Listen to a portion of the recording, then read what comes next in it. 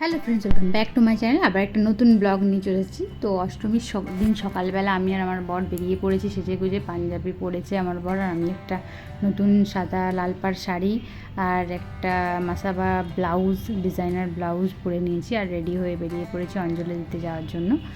তো এটা আমাদের শ্বশুরবাড়ির একদম পাড়ার পুজো। তো পুজোর ঠাকুরটা অসম্ভব সুন্দর, আমাদের পাড়ার ঠাকুরটা অসম্ভব সুন্দর হয়েছিল, দারুণ দেখতে। তোমরা নিজেরাও দেখলে বুঝতে পারবে এত সুন্দর হয়েছিল। তো আমরা সকালবেলা উঠে রেডি হয়ে বেরিয়ে পড়েছি, স্নান টান করে। দেখতেই পাচ্ছ এখানে তখন আরতি হচ্ছিলো, পুজো টুজো হচ্ছিলো। তারপর প্ল্যান ছিল যে এখানে অঞ্জলি দিয়ে আমাদের গুরুদেবের আশ্রম যাব। তো সেই মতোই কাজ হচ্ছিল। তখন আমাদের 10:30 মতো বাজে, 10:30 11টা। তখন আমরা মন্দিরে মানে প্যান্ডেলে গেছিলাম। তারপর ওখানে অঞ্জলি দিয়ে চলে গেলাম আমাদের গুরুদেবের আশ্রম ঘাটালে, যেটা জয়গুরু শ্রী শ্রী নিগমানন্দ সংঘর আশ্রম। তো তোমরা যারা ঘাটালে থাকো তারা তো অবশ্যই জানো, আর যারা জানো না তারা অবশ্যই জেনে নিও। আমাদের গুরুদেবের আশ্রম চারিদিকে অনেক জায়গায় আছে, এখানে আসামে আছে, খড়কুসময় আছে, আরও নানা জায়গায় আছে। ওখানেই আশ্রমেই খাওয়া দাওয়া হচ্ছিলো। তো লুচি তরকারি, ছোলার ডাল, কুমড়োর তরকারি, বোঁদে, এই সমস্ত কিছু খেতে দিয়েছিলো। তারপর খেয়ে দিয়ে আবার ঠাকুরের মানে গুরুদেবের সামনে গিয়ে বসলাম। এখানে আরতি হচ্ছিলো, সমস্ত কিছু নাম গান সব ঠাকুরের হচ্ছিলো।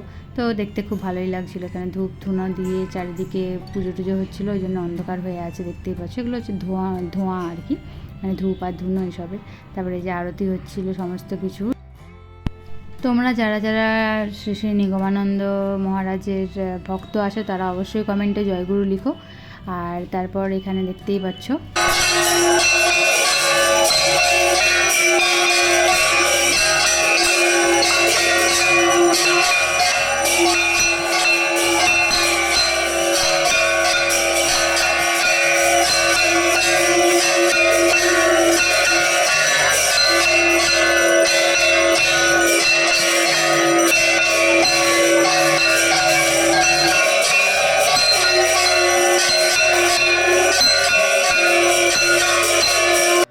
তারপর আমি, আমার শাশুড়ি মা আর আমার বর তিনজনে মিলে বেরিয়ে পড়লাম মন্দির থেকে প্রসাদ টসাদ খেয়ে। আর সামনাসামনি মন্দিরের সামনে যে কয়েকটা প্যান্ডেল হয়েছে 2-3টে, সেগুলো ভাবলাম একটু দেখিয়ে আসি যাওয়ার সময়।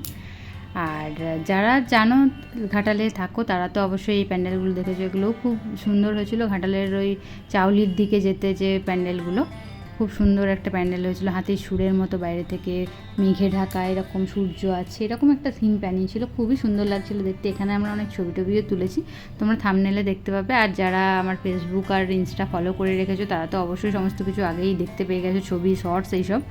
আর যারা এখনও করোনি তারা ডেসক্রিপশন বক্সে দেখো, ইনস্টাগ্রাম আর ফেসবুকে আমার প্রোফাইলের লিঙ্ক দেওয়া আছে, অবশ্যই গিয়ে চ্যানেলটা ফলো করে দাও, পেজটা ফলো করে দাও। আর ঠাকুরটাও খুব সুন্দর হয়েছিল। তো আমরা এখানেই 2-3টে ঠাকুর দেখলাম, তারপরে ওখান থেকে বেরিয়ে একটু ছবি টবি তুললাম, এই যে আমরা তিনজনে মিলে।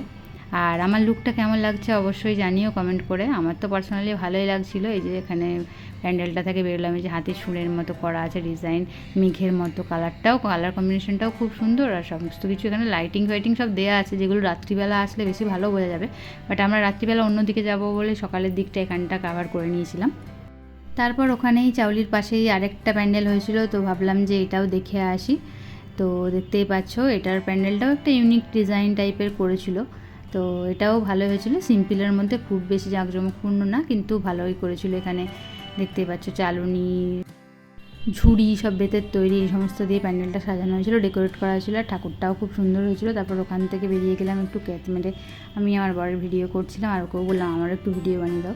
তারপর ওখান থেকে বেরিয়ে চলে আসলাম আর একটা এখানে প্যান্ডেলের কাছে, যেটা বানেশ্বর মন্দিরের কাছে। তো ওখানেও সামনেও প্যান্ডেলটাও খুব সুন্দর হয়েছিল, প্রদীপ, ধুনুচি, এই সমস্ত দিয়ে, ছৌ নাচের যে মূর্তিগুলো হয় সেই সমস্ত দিয়ে, যে বানেশ্বর মন্দির। তো কেমন লাগলো ব্লগটা অবশ্যই ভালো লাগলে কমেন্ট করে জানিও। চ্যানেলটা নতুন হলে সাবস্ক্রাইব করতে ভুলো না, পাশে থাকা বেল আইকনটা প্রেস করে দিও, আর বন্ধুদের সাথে শেয়ার করে দিও। কেমন লাগছে অবশ্যই জানিও। দেখা হচ্ছে পরের ব্লগে, অষ্টমীর রাত্রের ব্লগ। সবাই ভালো থেকে সুস্থ থেকো, টাটা।